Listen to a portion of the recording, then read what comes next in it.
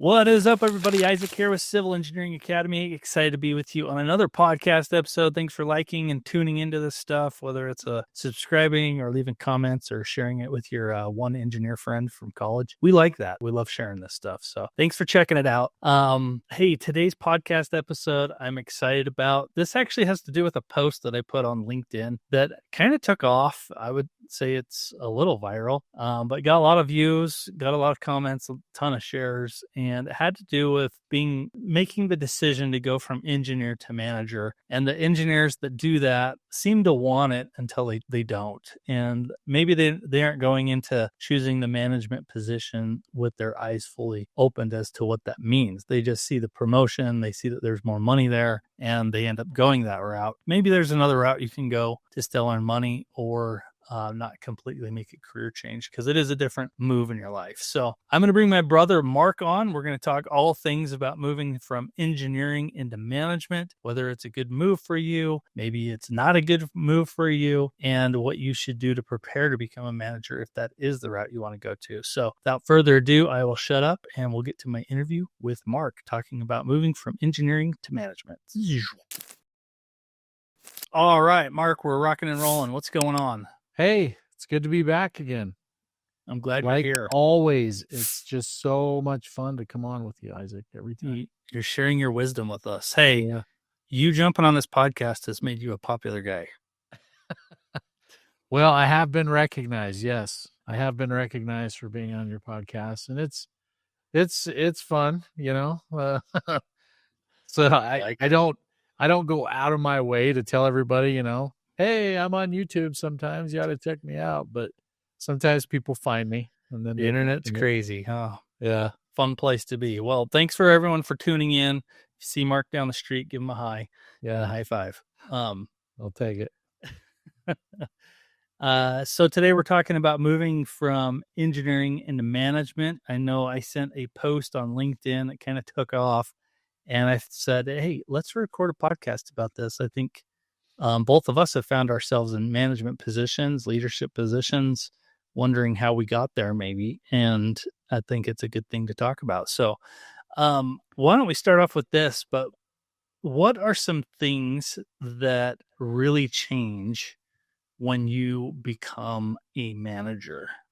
And maybe describe your own career, your own little journey to that position. So yeah, my journey into a management position, I began as basically a construction engineer. That's kind of where I started, and I was heads down, pencils down, cranking out, you know, design for every kind of faults work and form work and, you know, earth shoring systems and all this stuff. And it was great because once I learned the sequencing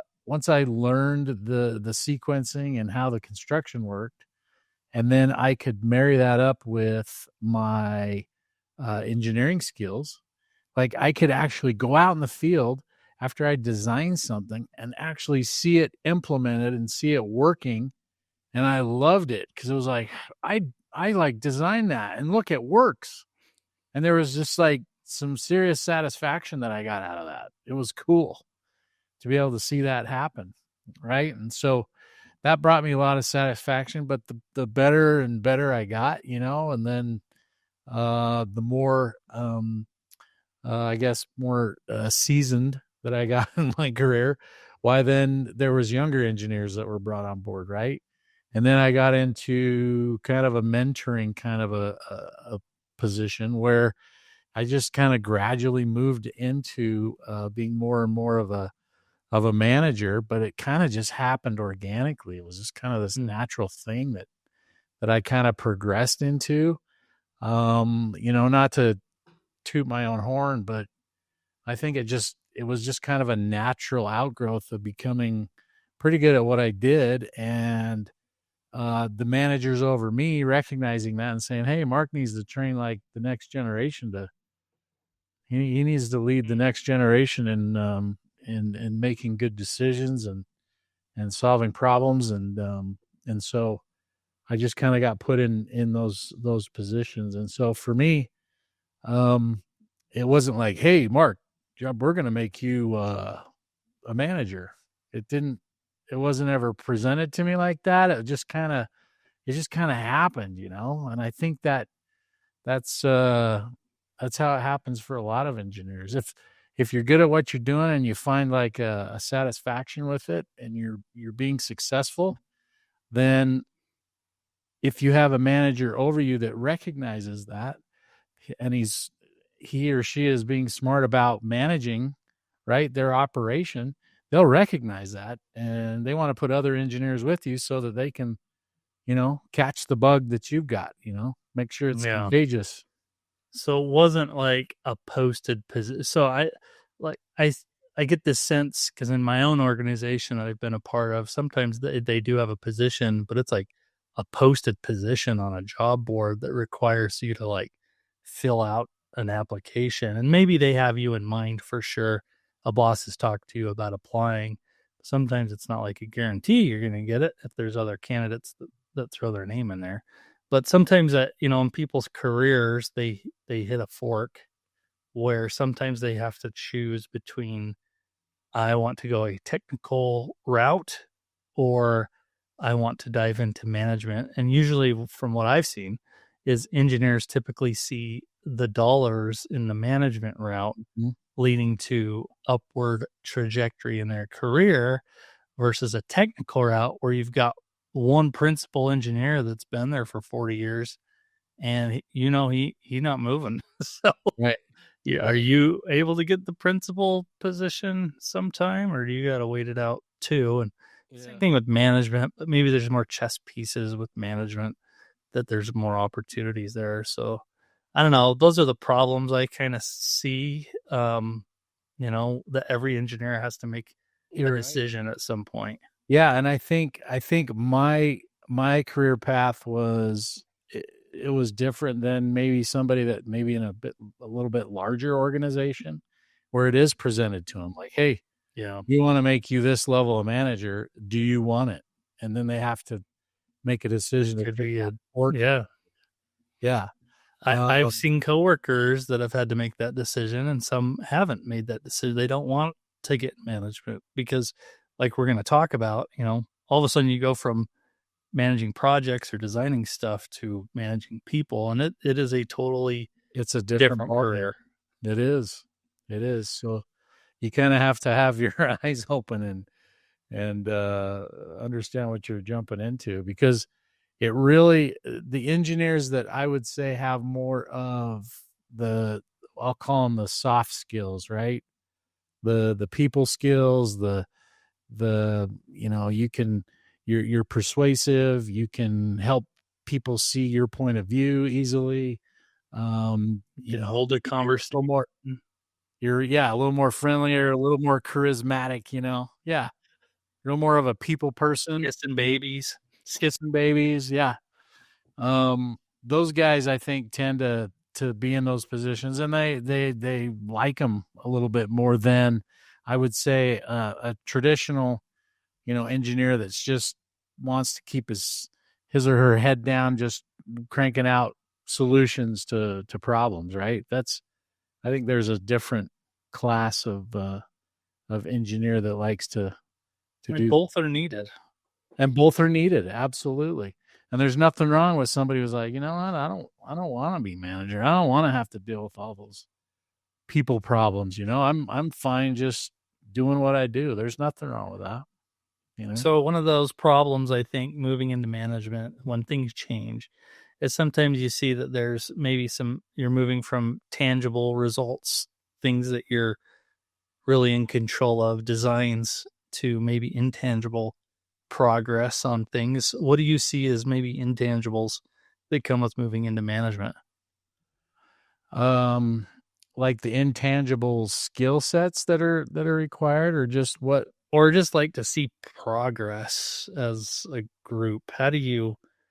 Oh, How do you measure that? How do you measure progress well, as a manager? And like an engineer, you see a project, get right, going, done. I got you. Yeah, but when you're in management, it's more of uh a JIP report kind of an approach, right? So you got a job or a project that's in progress, and you are applying costs to, say, like a contract that you have for a project, and you are, as a manager, you're judged on whether you're bringing that thing in under budget or at budget, right? And you're maintaining your margins, and your labor costs are coming in where we expect it, and you're not spending too much time on the project, and you've managed all of the issues that come up successfully, so it doesn't add extra cost. Every engineer, it's estimated, what kind of workload that engineer can handle. And you as a manager also have to kind of have a feel for that, so that you can allocate those tasks to your staff engineers, those engineers that you manage. And you got to understand the strengths of each of your teams, each member of your team, each of their strengths, so that you can say, okay, I got this engineer, and man, she's really good at. I've had engineers that are just like, they're really good about getting into the details, right? And I can count on them to produce beautiful structural models. Just their skills on CAD or on Revit are just, they're really good, right? And so I might have another engineer who's, his strengths is more on the analytical side of things, and so I need two engineers to share the load on this project. I might put those two together, right? I can have one that's cranking out the design and defining the parameters that the project has to fall within, and then I got another engineer that's, man, it's going to make it look really, really good. And then when I present things to the client, whew, we look good, because I've split my team up into whoever's got what strengths, and directing them towards those strengths that they've got. So, yeah, I don't know if that answers the question exactly, but it's just, it's looking at your metrics for success is how well you're managing your team, and the metrics are basically the the the job costing report, right? Are you making money on this project or not? And as a manager, you're going to be managing several projects, and some are going to be better than others, but that's your metric as a manager, is whether your projects are making money or not. Yeah, and I think a piece of you, like as a manager, you own running the business. You're running your organization, so that's all part of it. Watching the numbers, but then all of a sudden you're worried about other things. Safety is always there, but now it's a bigger issue. You're worried about your organization, which is always a big topic. Obviously, scope and schedule and costs are a big one. Obviously, you're working more with people, so some engineers don't love that, but working with people means dealing with people issues that you didn't know were there. Well, human resource type issues, right? Yeah. Maybe your organization is big enough, you've got a human resources department, and you can refer to, that department for some of the problems. But if your organization isn't big enough to handle a full-on human resources, manager type person, that falls on you, man. You got to be part psychiatrist, part, sociologist. And even then, even if you have an HR group, you still will get involved in the issues of your employees, whether you want to or not. So if Bob wants a raise, he's been asked for one for 4 years. Right. But if you give Bob a raise, then what about all the others? They're going to feel like they got gypped. And you want to keep that kind of stuff on the down low a little bit, but it always gets out. Someone's got the title and not the pay. Someone else has got the title with the pay, and man, so you got to be prepared to handle that stuff that comes with it. And it goes on. People are absent. You got to deal with short-term disability and managing a team and How do you still move stuff forward? And people quitting, And people right? quit, and You people might have a key, yeah, a key member of your team that just decides, hey, the grass is greener on the other side over here, and I'm gonna go work somewhere else, and just boom, they're gone. And sometimes it doesn't matter. You can say, hey, well, let's talk about this. Let's try to figure out, maybe there's I want something to we can offer you to get to stay. But if an employee has their mind made up, it's they're leaving.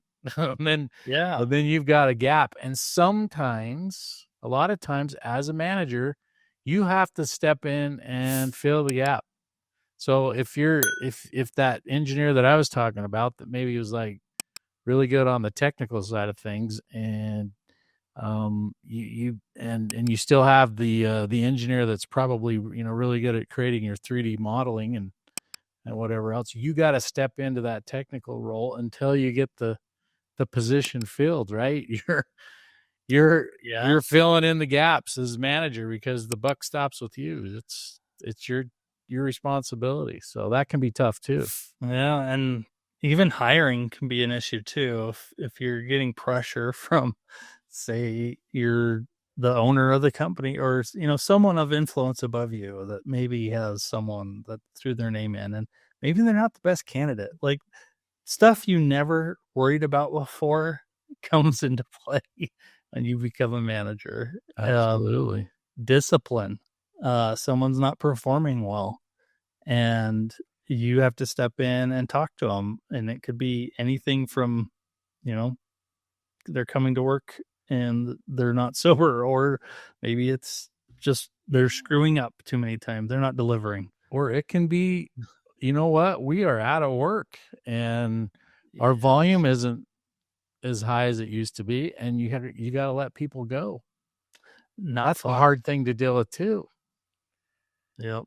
So lives, you're dealing with people's lives. Yeah, I've had to let people go before, and it's tough deal, especially if they were a good employee, and you just had to let them go, Oh yeah. because the volume of work, maybe you're in a down economy, and the work just wasn't there, and those are tough situations. But as a manager, you get to deal with those.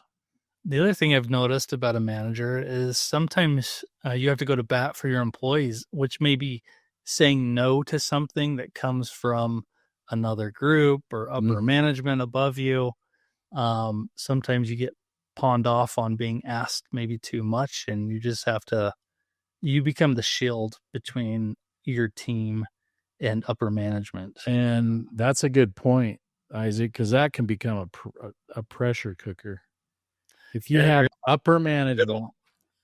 yeah, the problem, I mean, and this happens in larger organizations where you have a middle management structure. That middle management is just far enough away from the day-to-day operations of the project that they don't fully understand everything that's going on. And what they look at are the job cost reports, right? And the safety reports. And they're looking at reports, key metrics, whatever those are in your organization. And they're making judgments on how things are going one way or the other based on that. Well, there may be things happening on the ground that they just don't understand, and they make a decision to do something that you don't agree with. And if you're not effective in communicating uh, your um, your disagreements, right, with upper management, not only to maybe protect your team against some bad decisions that can happen. I've seen that happen a lot, where a middle manager's making mandates and setting policy about things that they really don't know anything about. Hmm. And so if you're not willing to step in and defend your team sometimes against those kind of things, that can be a real pressure cooker, because you're defending your team against essentially your boss, right? Yeah. The guy that decides whether you get the raises and you get the recognition. And that can be tough. That can be really tough in some situations. So maybe we're scaring people a lot in the management role, but we're trying to have you come in with this with eyes wide open? Um, because sometimes I think the engineers feel pressured to take the role. Mm-hmm. Um, maybe there's this myth of moving up or out on a career ladder. Mm. Do you buy into that? Does it depend on where you're working? What are your thoughts on why engineers feel the pressure to take a role? And Well, is there like a parallel path that they could take instead? I think it's just the pressure is just, I think, and not everybody feels this, but the drive to succeed and be successful, that's what uh that's what your organization is kind of feeding off of when they offer an engineer a more of a management type position, right? They're kind of appealing to your sense of I want to achieve, I want to be successful.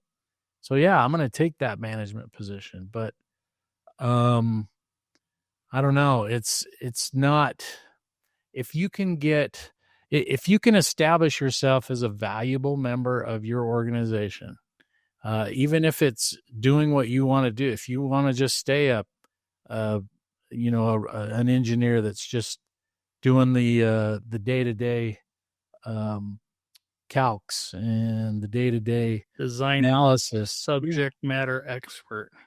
Yeah, and that's your niche. That's what you love to do. Um, if you are valuable to your organization, they're going to find ways to. It's my experience. They'll find ways to keep you in the role that you Yeah. want to be in.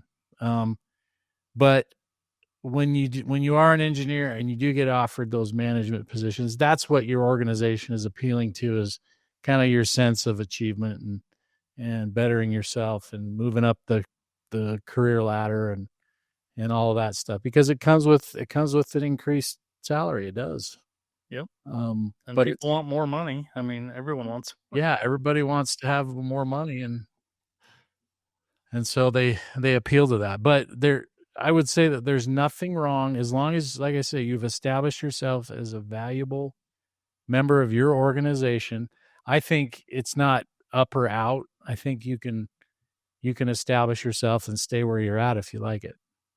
Have you ever known a manager that's moved back into the technical arena? Maybe they fulfilled their career as a manager and then they went back, or even maybe during their career. I don't know.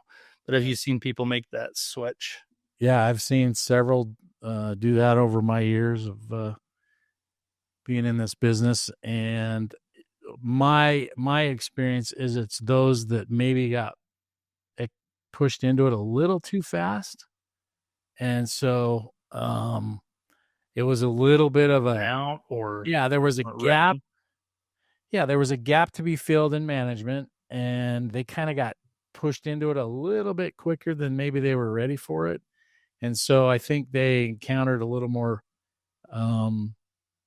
pressure, a little more it was a little more of a struggle to kind of catch up to be effective in that role for them, you know. And they struggled, they dealt with a lot of pressure, and now that they're at a position where maybe they've um I don't know, got to a point where it's time for them. They're a little bit older. They're trying to, you know, reassess their career. I've seen managers in those kind of positions that have kind of accelerated maybe a little bit too fast. They decide, hey, you know what? I want to go back to just being a Production support, worker. yeah, a support person. You know, I'll support the team. I don't want to be the guy making the decisions. I don't want to be the guy in charge anymore. I've seen that happen a lot, but Yeah. it's usually with those individuals, like I say, that probably got accelerated through the career path maybe a little bit too quickly. Well, now that we've scared everyone off to being a manager, let's maybe talk about, for those that want to still be a manager, what are some things that maybe they could do to take on that role, or at least prepare to take on that role, besides just seeing the dollar figures? But what are some things they could do to actively do now to prepare for something like that? Yeah. So the biggest thing is be willing to teach others what you know.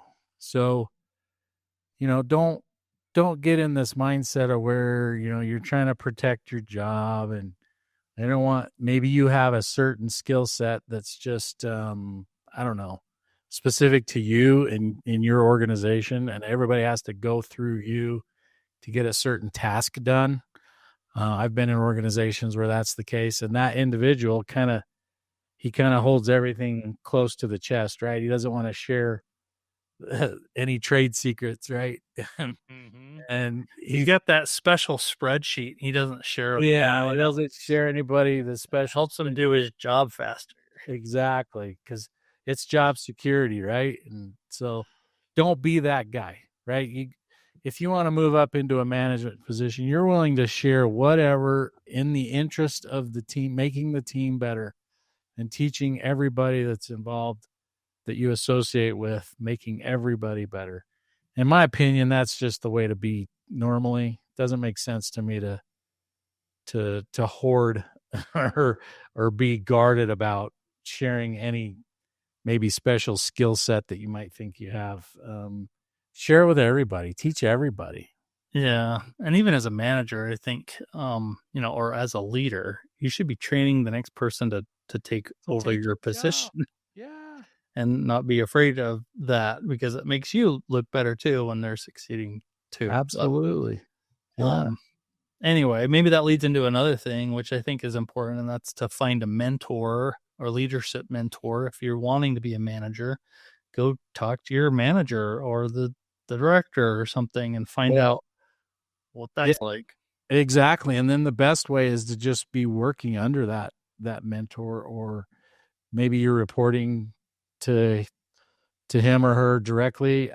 You know, it's the best way to get a feel for how to be a good manager is to work for one, and see how that person manages teams and what he or she did successfully, what they didn't do successfully. And man, at least for me, I get a feel for what works and what doesn't work when I'm working with somebody that's doing the job, and I can see how things are going, Yeah.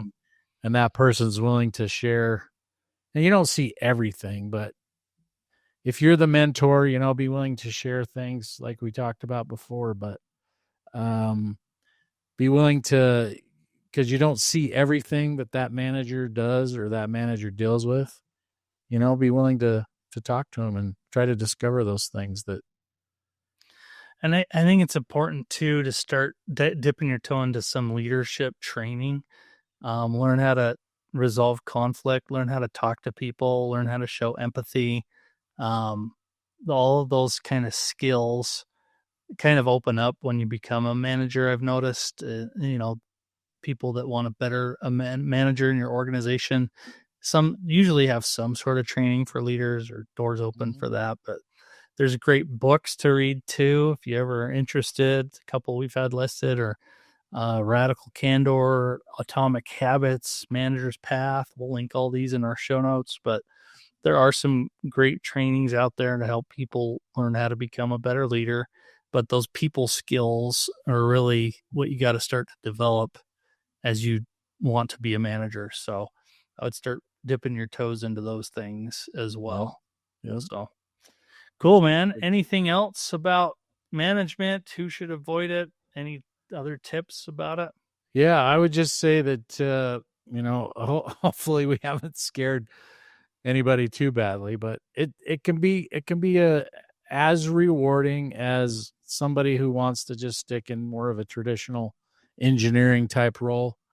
It can be just as rewarding. Um, so you just got to learn how to manage all the different tugs and pulls and directions that you get pulled in as a manager. Just got to learn how to deal with those things, and then it can be a good situation for you. But it's not for everybody, right? It takes a person that's willing to jump in and maybe learn about management, learn about, enhance their people skills, and be willing to do that and be willing to work with people. If you're not a people person and you're better off just being more of a staying on the technical side of things, there's nothing wrong with that either. You can do that. Just make yourself valuable to your organization, and you'll be fine. You'll be fine. And I think, a good skill that I think is carried a long way is whether you're an engineer or a manager, make sure you are sharing gratitude for your team or those around you. Yep. Give recognition, whether it's verbally or maybe you've got some sort of reward system in place, but all those things kind of go a long way in helping the culture. Because as a manager, as you all know, listening, the number one reason why people leave is because of their manager. So don't don't be a crappy one. Yeah, no, and that's a good point, Isaac. That's a perfect thing to close out on. Give your people recognition, man. That's huge. If you're a manager, that's a big one. Yep. So, Okay, man. Thanks for doing this with me. Hopefully, everyone learned a little bit today, and you're going into management with your eyes open a little bit more. It's not a bad place to be, but we want to make sure you're fully aware of everything that comes with it, and there's nothing wrong going either way. We're just sharing the information. So, I know that resonated with people on LinkedIn. Hopefully, it resonates with you.